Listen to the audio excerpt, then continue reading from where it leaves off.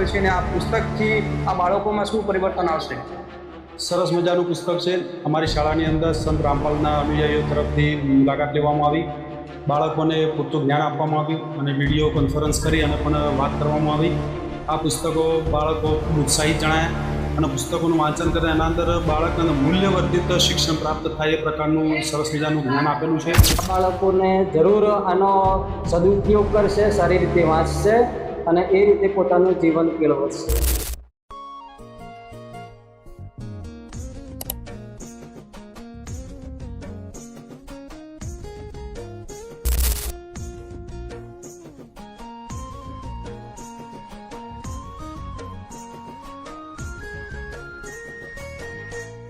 નમસ્કાર. આજે આ પગલું ખાલી પુસ્તક વિતરણ કરવા માટે જ નહીં, પણ બાળકોની આવનારી જે પેઢી છે જેમના માટે દીવો પ્રગટાવવા જેવું છે. દર્શકો, આજે અમારી ટીમ પહોંચી છે બનાસકાંઠા જિલ્લાના દાંતા તાલુકાના, આપ જે અમારા પાછળ આ બોર્ડ જોઈ શકો છો, પેથાપુર સ્કૂલમાં.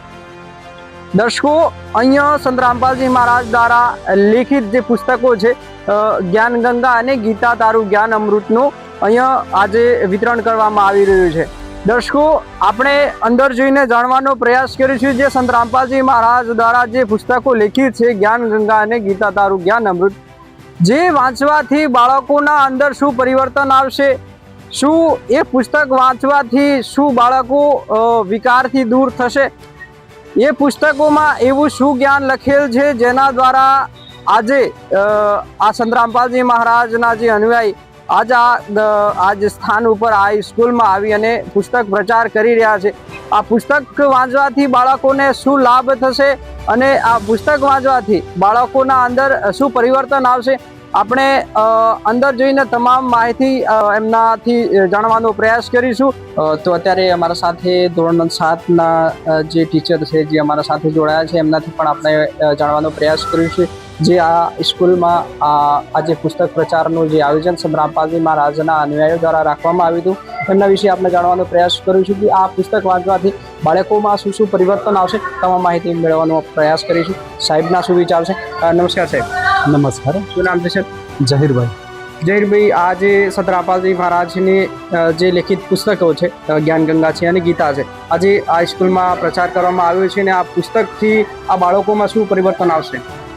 સરસ મજાનું પુસ્તક છે. અમારી શાળાની અંદર સંત રામપાલના અનુયાયીઓ તરફથી મુલાકાત લેવામાં આવી, બાળકોને પૂરતું જ્ઞાન આપવામાં આવ્યું અને વિડીયો કોન્ફરન્સ કરી અને પણ વાત કરવામાં આવી. આ પુસ્તકો બાળકો ખૂબ ઉત્સાહિત જણાયા અને પુસ્તકોનું વાંચન કરે એના અંદર બાળકને મૂલ્યવર્ધિત શિક્ષણ પ્રાપ્ત થાય એ પ્રકારનું સરસ મજાનું જ્ઞાન આપેલું છે. બાળકો અને સમાજની અંદર આવા પુસ્તકોનું વધારે વિતરણ થાય, લોકો સારું નોલેજ પ્રાપ્ત કરે અને સમાજની અંદર સંભાવ અને એકતા જળવાય તેવા સરસ મજાના વિચારો સાથે પુસ્તક પ્રસ્તુત થયેલું છે. આમ કે આપણે જોતા હોઈએ છીએ કે અત્યારની જે પેઢી છે વિકારો સાઈડ, નશા સાઈડ વધી રહી છે, તો શું આજે પુસ્તક સંત રામપાલજી મહારાજ સ્કૂલોમાં અથવા ગામે ગામે આ પ્રચાર થતો હોય છે, આજે તમારી સ્કૂલમાં આ પુસ્તકનો પ્રચાર થઈ રહ્યો છે અને આ પુસ્તક વાંચવાથી આજે બાળકો છે એમનું જે જીવન છે જેમાં કેટલો સુધાર આવશે એ તમને કેવું લાગે છે? સરસ મજાનું પુસ્તક છે. વિડીયો કોન્ફરન્સની અંદર આપણે જે વાત કરીએ, વિડીયોના અંદર બાળકો અત્યારે નાની ઉંમરે જે વ્યસનો તરફ દોરાઈ જાય છે, ખોટા રસ્તે નીકળી જાય છે, માતા પિતાના કહેવામાં રહેતા નથી અને દિવસે દિવસે બાળકોની અંદર જે મૂલ્યવર્ધિત શિક્ષણનો થોડોક કચાશ જોવા મળી રહી છે જે સમાજ માટે ચિંતાનો વિષય છે. તો આવા પુસ્તકો અને આવા સારા એક સામાજિક પ્રયત્નો કરવાથી બાળકોની અંદર એમનું એક જીવન ધોરણ ચોક્કસ સુધરશે અને બાળકો અભ્યાસની સાથે સાથે આવા ઇતર પુસ્તકોનું જ્ઞાન મેળવતા રહે અને શિક્ષણની અંદર પુસ્તક એ ખૂબ મહત્ત્વનો પાયો છે. તો પુસ્તકો સારા અને મૂલ્યવર્ધિત પુસ્તકો વાંચતા રહે એ માટે બાળકોનો ચોક્કસ આના અંદરથી ફાયદો થશે. તમારો કિંમતી ટાઈમ આપવા માટે ધન્યવાદ સાહેબ. Thank you. મિત્રો, જેમ કે જોયું જે અમારા સાથે ધોરણ 7ના જે ટીચર હતા એ અમારા સાથે જોડાયા હતા અને એમના આ જે વિચાર હતા જે તમે જાણો. આવો દર્શકો, આપણે બીજા પણ જે અહીંના આ સ્કૂલના ટીચર છે એમનાથી પણ આપણે જાણવાનો પ્રયાસ કરીએ. તો જેમ કે મિત્રો જોઈ શકો છો, અત્યારે જો સંત રામપાલજી મહારાજના જે શિષ્યો છે આજે રૂમમાં પુસ્તક પ્રચાર કરી રહ્યા છે, બાળકોને પુસ્તક આપતા હોય એમ તમને જોઈ રહ્યા છો. આવો દર્શકો, હવે અહીંના જે સાહેબ છે એમનાથી પણ આપણે જાણવાનો પ્રયાસ કરીશું કે આ જે જ્ઞાનગંગા અને આ જે ગીતા પુસ્તક છે આનું કેટલું મહત્વ છે અને આ પુસ્તક વાંચવાથી બાળકોને શું પ્રભાવ પડશે એ આપણે જાણશું. નમસ્કાર સર, પહેલાં તો મારું નામ આપો. મારું નામ સોલંકી પ્રભુભાઈ નવાભાઈ છે. હું છેલ્લા 26 વર્ષથી પેથાપુર પ્રાથમિક શાળામાં સેવા આપું છું અને મારી કુલ નોકરી 36 વર્ષની થાય છે અને એ રીતે હું અત્યારે સેવા આપી રહ્યો છું. સાહેબ, જ્યારે આજે સંત રામપાલજી મહારાજના જે અનુયાયીઓ આજે આ સ્કૂલમાં પુસ્તક પ્રચાર માટે આવેલા છે, આ પુસ્તક વાંચવાથી બાળકોના જીવનમાં કે શું પરિવર્તન આવશે? મારું માનવું એવું છે કે સૌ પ્રથમ પહેલો માણસનો જન્મ થાય છે ત્યારે દિવસે દિવસે એનો વિકાસ થતો હોય છે. સારા માણસ તરીકેનો વિકાસ કરવા માટે આપણે ધર્મના શરણોમાં રહેવું જરૂરી છે અને એ રીતે આપણે મોટા સાહિત્યો તો ના વાંચી શકીએ. દાખલા તરીકે મહાભારત છે, ગીતા છે, 4 વેદો છે, આનું અધ્યયન કરવું બાળકો માટે મુશ્કેલ છે. પણ આવા નાના નાના સાહિત્યોનો જે નિચોડ બતાવવામાં લેટેસ્ટ માહિતીઓ આપવામાં આવેલી છે, આના થકી બાળકોના જીવનની અંદર જરૂર પરિવર્તન આવી શકે એવું મારું માનવું છે. સાહેબ, અહીંયા આજે બાળકો છે આમને કેટલામાં પુસ્તક આપવામાં આવી? 10 રૂપિયાની જે નજીવી કિંમત કહી શકાય એ કિંમતે બાળકોને અત્યારે આ સાહિત્ય પૂરું પાડવામાં આવ્યું છે. એ બદલ તમારી દરેક ટીમનો હું આભાર માનું છું મારી સંસ્થા તરફથી. અને આ બાળકોને જરૂર આનો સદુપયોગ કરશે, સારી રીતે વાંચશે અને એ રીતે પોતાનું જીવન કેળવશે. સાહેબ, આજે તો આજે સ્કૂલમાં છે, તમારી સ્કૂલમાં આ પુસ્તક પ્રચારનું આયોજન સંત રામપાલજી મહારાજ દ્વારા આજે રાખવામાં આવ્યું હતું અને આ પુસ્તકો પણ આ બાળકોને મળી ગઈ છે. હવે બીજા પણ લોકો મારા ચેનલના માધ્યમથી તમને જોતા હશે તો અને બીજી પણ સ્કૂલો છે, તો શું આવો પ્રચાર બીજી સ્કૂલમાં કરવો જોઈએ? બીજી આ જે શિક્ષા છે એમને લેવી જોઈએ કે નહીં? મારું માનવું એવું છે કે અત્યારે તો અમે પેથાપુર પ્રાથમિક શાળાને દરેક બાળકોને આ અનુરોધ કરી અને આ પુસ્તક લેવા માટે આનો સદુપયોગ કરવા માટેનું સૂચન કર્યું છે. પણ હું મારા માધ્યમથી આ ચેનલના માધ્યમથી હું દરેક શિક્ષક મિત્રો અને વિદ્યાર્થીઓને એ જાણ કરું છું કે આવું સાહિત્ય ખરેખર વસાવવું જોઈએ. આજના સમયને ધ્યાનમાં રાખતા આજે ખૂબ જ વિકસિત સમય છે. આજના સમયની અંદર જો મોબાઈલનો ઉપયોગ છે, મોબાઈલના ઉપયોગ કરતા બાળકો જે વિકૃત અવસ્થામાં જાય છે, જે ન થવા જેવી બાબતો બને છે, જો આવું સાહિત્યનું જ્ઞાન મેળવેલું હશે તો થોડો ઘણો માનસિક રીતે એ બાળકની અંદર વિચાર આવશે કે ના, આ કરવા જેવું નથી. પાપ અને પુણ્ય કોને કહેવાય, મારું જીવન શું કહેવાય, એ સારી રીતે આ સાહિત્ય દ્વારા બાળક સમજી શકશે અને એ રીતે બાળક પોતે તો સમજશે પણ બીજાને પણ માર્ગદર્શન આપશે. અને કહેવત છે કે સારા સંતના શરણોમાં આપણે જઈએ, એના સાહિત્યનું આપણે સારું વાંચન કરીએ તો આપણું જીવન પાવન થઈ જાય છે એવું કહેવાય છે. એટલે આપણે એક સારા માર્ગે જવું જોઈએ અને વધુમાં વધુ આ સાહિત્યનો પ્રચાર થાય એવું મારું માનવું છે.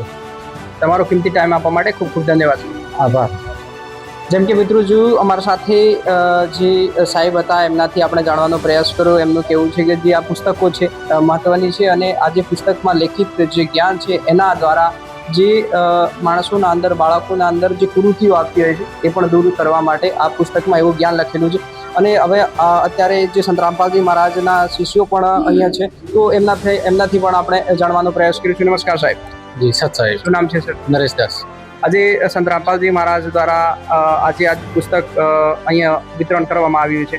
સાહેબ, આ પુસ્તકમાં એવું શું જ્ઞાન છે જેના દ્વારા આ બાળકોને પુસ્તક પ્રચાર કરવામાં આવી રહ્યું છે અને આ પુસ્તક વાંચવાથી બાળકોમાં શું પરિવર્તન આવશે? આ પુસ્તકની અંદર સંત રામપાલજી મહારાજે બધા જે શાસ્ત્રો છે આપણા એમનો નિચોડ આપેલો છે, બરાબર. અને બાળકોની અંદર આધ્યાત્મિક જાગૃતિ આવે એટલા માટે સંત રામપાલજી મહારાજજીએ સ્કૂલની અંદર આનું કિંમત પણ ઓછી જ રાખી છે. આ તમે જોઈ શકો છો, સોશિયલ મીડિયાના ઘણા પ્લેટફોર્મ પર આ પુસ્તકો તમે જોતા હશો, બરાબર. એટલે આ પુસ્તક વાંચવાથી આપણા સાચા ધર્મનું જ્ઞાન થાય આપણને અને જે બાળકો છે એના અંદર નૈતિકતા આવે, બરાબર. અને જે આધ્યાત્મિક જાગૃતિ આવે અને પોતાના ધર્મને જાણે અને સાચું અને ખોટું શું છે એના વિશે ફરક જાણી શકે. એટલા માટે સંત રામપાલજી મહારાજ આ પુસ્તકોનો પ્રચાર કરાવે છે. આપણા સાથે બીજા પણ સંત રામપાલજી મહારાજના જે અનુયાયી છે, જે અહીંયા પુસ્તક પ્રચારના ઉદ્દેશ્યથી અહીંયા આ સ્કૂલમાં આવ્યા છે, એમનાથી પણ જાણશો. નમસ્કાર સાહેબ, તમારું શું નામ? સત સાહેબ પારજીદાસ. સાહેબ, આજે આદિ દ્વારા અહીંયા પુસ્તક પ્રચારનું આયોજન કરવામાં આવ્યું છે. શું સંદેશ લઈને અહીંયા આવ્યા છો અને શું સંદેશ આપવા માંગો છો પુસ્તકના માધ્યમથી આ બાળકોને?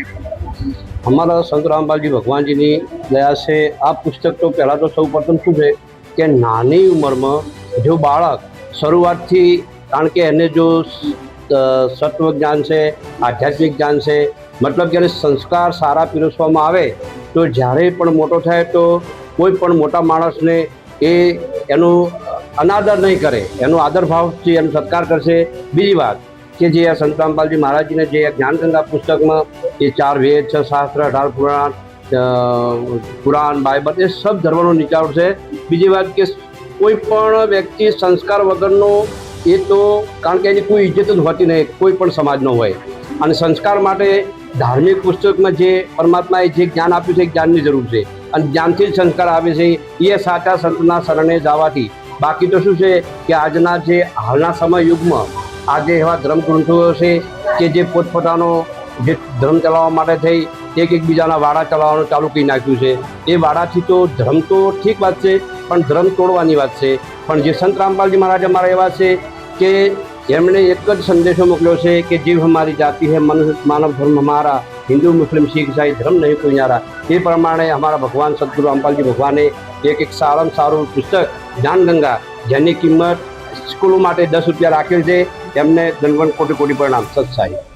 જેમ કે સાહેબ જોઈએ છીએ આપણે અત્યારની જે પેઢી છે, અત્યારના જે બાળકો છે, વિકારો સાઈડ બહુ જતા હોય છે. તો એમના માટે એ વિકારોથી દૂર રહે, નશાથી દૂર રહે, એના લીધે આ પુસ્તકમાં શું એવો સંદેશ છે અને શું એવું જ્ઞાન છે?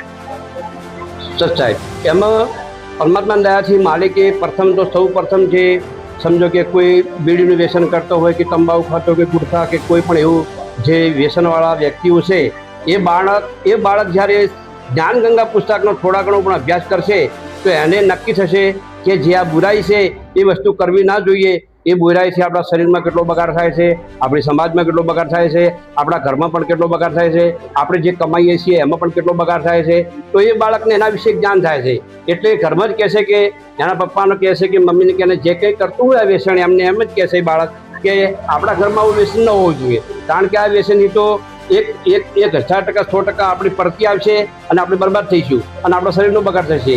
એટલા માટે સંત રામપાલજી મહારાજે આ પુસ્તકની અંદર સૌપ્રથમ તો નશામુક્ત ભારત બનાવવા માટે અને બીજી કે દહેજ મુક્ત ભારત, જે આપણી ખોટી કુપ્રથાઓ છે એમને મિટાડવા માટે પરમાત્માએ સરળ ભાષામાં, બીજી કે હાવ નાની કિંમતમાં પણ પરમાત્માએ દયા કરી છે.